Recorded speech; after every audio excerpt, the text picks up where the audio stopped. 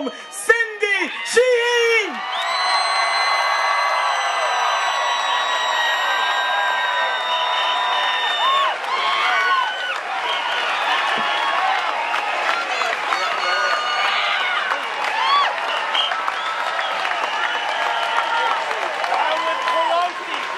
Cindy for Congress! Cindy against the war machine! Cindy for the Constitution! The people, the power of the people against Nancy Pelosi! Power of the people against George Bush and Dick Cheney! This is amazing. I retired last May, and I said I'm never going to go on another march when we're just marching down the streets of D.C., reading each other's signs, congratulating each other for being here. Then we go home, we have a beer, and well, beer's good. I'm not against beer.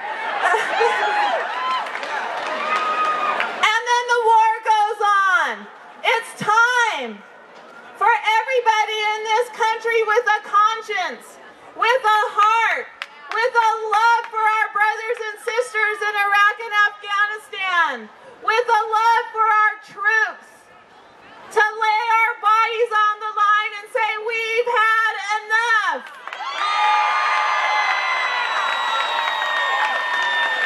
It is time for students to shut down their campuses.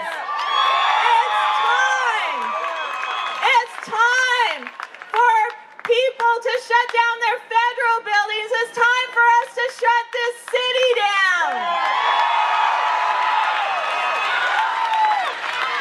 It's time for us to show Congress that they need to represent we the people, not the corporations.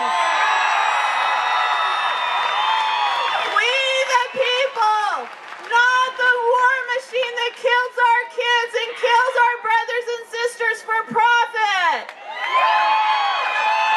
They need to represent we the people, not the fascist elite who are taking over our country as we stand here.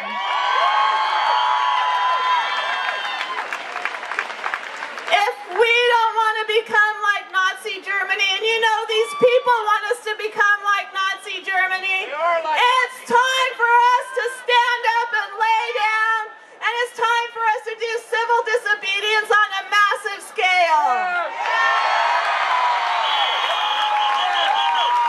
We have 1,000 people signed up to lay down, to do the die-in. I want everybody here to lay down for our troops and for the people of Iraq and Afghanistan.